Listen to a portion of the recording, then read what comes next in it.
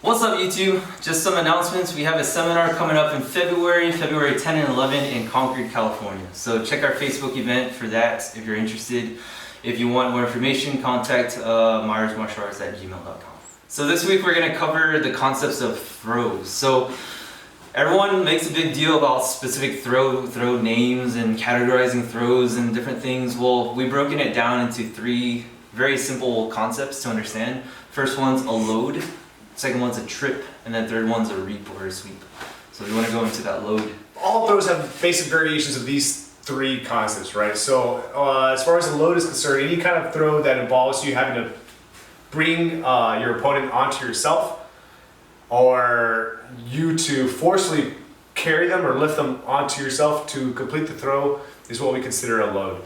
So a real common one that everybody knows is like Seonagi, right? And I guess like one of the key things to remember about a lot of these loads is you're not actually picking up the person. You're basically getting under their center and then essentially rocking them onto you.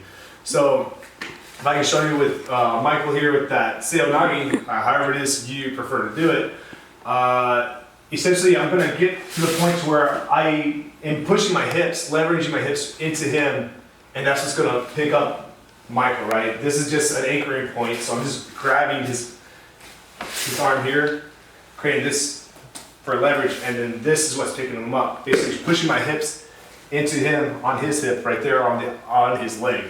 And then that's how that throw is completed. Doing a hip toss is similar, right? I'm going to, well, let's go this way. Pick him up by getting under his center here, and then this pulls him onto my hip, and then I can dump him there. Or if I actually get him heavier onto my back this way, then you can dump him over. But I'm not actually picking Michael up, right? I'm not picking him up. I'm putting him in a way that allows me to get to under his center, and I'm pushing myself through him. So if you think about people in two planes, I'm pushing this plane across him, and like he's perpendicular, right? So it's going like that, and that's how we're creating that thing. So that's a load, right? Right.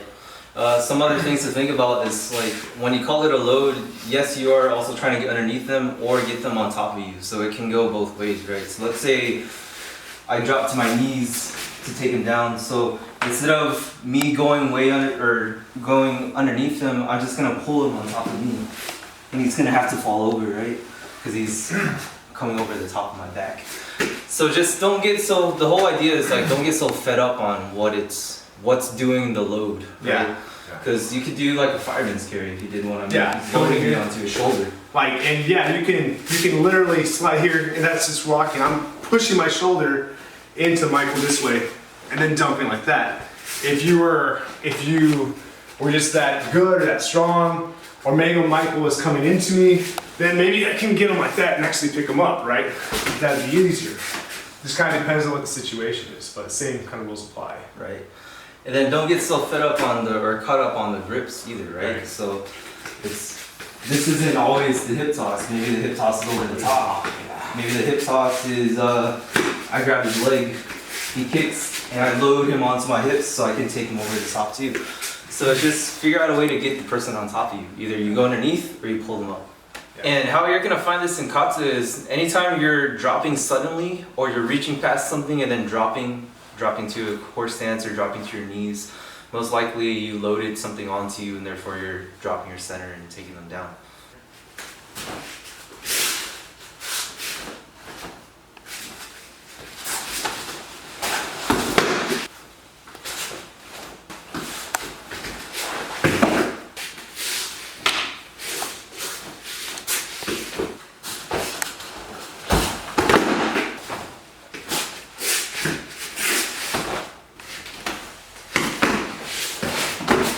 So the second variation on a throw is just a trip. So either you put yourself as an obstacle in front of a person and just push them over that, or if they're too far away, you stick something out and pull them into it. That's pretty much the two ways you can trip somebody, right?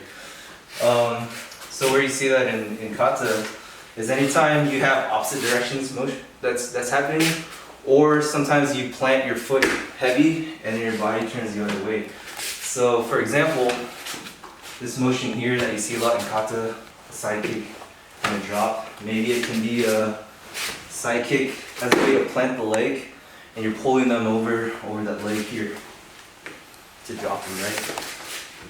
And then if he's too far away, then I'll just stick an obstacle out and pull him into that. So you see this a lot as well. So if he's too far away, maybe I'll just prevent him from taking a step and pull him into that. And again, don't be so particular about where you put your foot or where you put the obstacle. I can put it at his foot where he's about to step. I can shove his knee backwards and pull him in. I can put a knee across his hip and pull him. Variations are unlimited, right? So it's just what presents itself in the situation.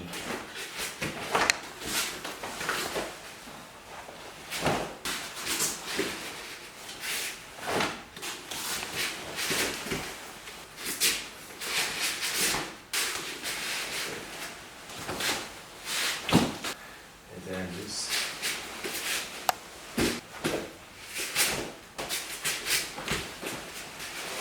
so the last one we're going to cover is the variation of throws that is reaping. So when you want to think about reaping is exactly what it sounds like. You're going to reap with your leg through your opponent. Generally, their lower appendages. So it is what it is, right? You're basically holding on here, creating like an anchor point here, and then you're going to be kicking out one of your legs.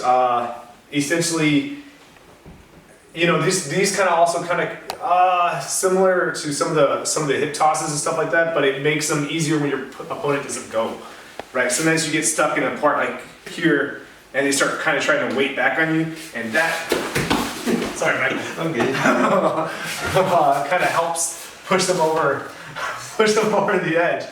A thing to remember about reaping is that it's not always going to be. You may not always apply it this way, as reaping like that. Sometimes you can also apply it as a kick.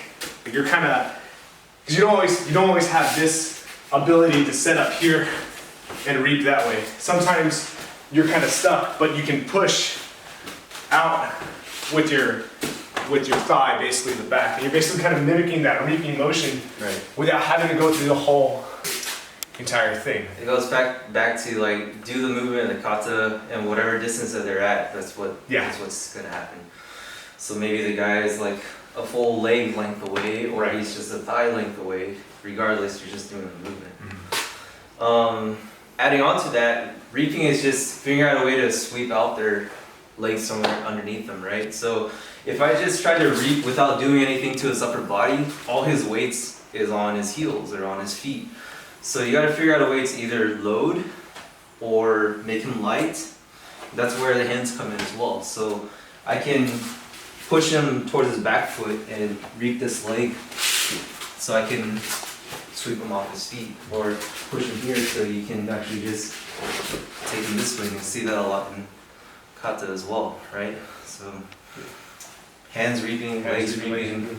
And that's really important what Michael said right now was a lot of times to complete those throws, I've seen like very firsthand how like people they go for either seonagi or that kind of a reaping throw, and like one of the things they don't do first is get you off your center. You know, that's like a key thing. Their foot position matters, where their center is matters. You know, if I'm coming in here and I'm going to try to do a hip toss on Michael and he's square, doesn't matter how hard, if I come in and do this, if Michael doesn't want to go, he's not going to go because he's freaking heavy in there. But if I can make him light someplace, or if I can push him so that he has to adjust, he becomes light on his feet, and that's when you go for that technique, right? So you're not going to have him be like, oh, okay, he's super solid, and then it's like, oh yeah, I'm just going to go and reach. This doesn't work that way, right? So it's always like kind of a two-prong attack, right? And kata actually shows that, because when you punch somebody, you're not punching them and stopping there, right? You're punching through the opponent. And the same idea that goes for throws. I'm not just reaching here and trying to go. I'm gonna reach and try to bump them off center before I turn. And it's why you step through your katas. It's why you step through, it's why you punch, Right. it's why you kick, right? So if you start thinking about your punches not only just to end your opponent rather, but to even set up the throw. Right. So for instance, one of the things I learned back in the day was like when you're doing the seonagi, a real trick or whatever it was to actually go for it by hammering into their sternum first with your elbow, right? So if you're on your opponent like this and you're like, well, I want this arm, I want to toss them. One thing that you can do is you can slam here and that pushes some of their air out, makes them bend like that. It makes it easier to complete the throw. Right. The more he makes me concave, the easier it is he can fit into that space. Right. If I'm straight up and down, it's like running into a wall. But if I'm able to make him carve out a little bit, then I kind of fit to where I need to fit. And you do that with your strikes or with the shoulder bump or putting your stances through them, right? Then you go. So again, nothing happens in a vacuum. There's no way you can throw somebody just right off the bat unless you're freakishly strong. Yeah. The guy's just that much smaller than Yeah, you. that's kind of unfair. Slightly. In that case, what is your problem, man? be the bigger person and walk away. Walk away. Any concluding thoughts? No, Throws? I would say just like the main thing is don't get overly caught up with what the name of the technique or throws you're doing, right? An arm drag or a toss by any other name is still just that, right? So I get it. Names are important when you're trying to teach things, but once you've already learned the name of whatever the technique is, don't become overly fixated on trying to get it perfect. Right. And trying to replicate it like baseball. The name is this, so I have to be reaping the outside edge of their leg. Sometimes it doesn't work. It doesn't work like that, right? You go for it, and then your leg misses, so you get the inside. So I mean, you watch judo highlights and see how ugly those throws look, right? Nothing looks like the textbook image. Yeah, of what nothing. it's gonna be. And then like one throw like turns into another throw at the same exact right. moment, right? Because like stuff changes. So One real quick thing that just popped in my mind, stuff like this, your hand placement or where your hand rotates, it's just, we've said this a lot of times before, whatever, if your hands are closed, maybe it's grabbed onto something. This looks like a setup for a throw, but this same hand placement, let's say I threw him like that, same thing, right? Or I threw him like this, same hand placement. Or I threw him like this, same hand placement. Or I threw him like this, same hand placement, right? So again, take the throws that you find in kata and then just try it on different things. This same motion here, like a high block, kind of looks like this now. Me raising his arm so that I could make him light and throw him as well. yeah. Take the person away and it looks like a high block. Yeah, once you get there, you'll start seeing how, like, if you're able to, like, if that's in your head, then your techniques move from it being that, from it being that technique you're doing to every single technique that you do. Right. Meaning that you could very much start off as trying to space them out with this, but then it's like, oh, okay, well, my hand swims over, right? Like, I don't need a name for that. I started doing a rising block here to space them out, and then, oh, it's there. Right? Like I don't need a name for it anymore, right? It began and it ended, right? So The rising bear. You gotta start naming them now, right? the forearm of the rising bear, which setteth in the Forum of justice. Yeah. There you go. whatever. Yeah, that's so ridiculous. What else? Small joint locks. Set things up too. We've done this all the time, but you can set them. This creates that concave too, so I can throw people like that as well, right? Getting him on his toes and throwing him like that too, right? So there's tons of things that are more advanced that you can get to as long as you have that foundation of understanding these three ideas of throws, right? Load, trip, reap, and that's it. Cool. Cool.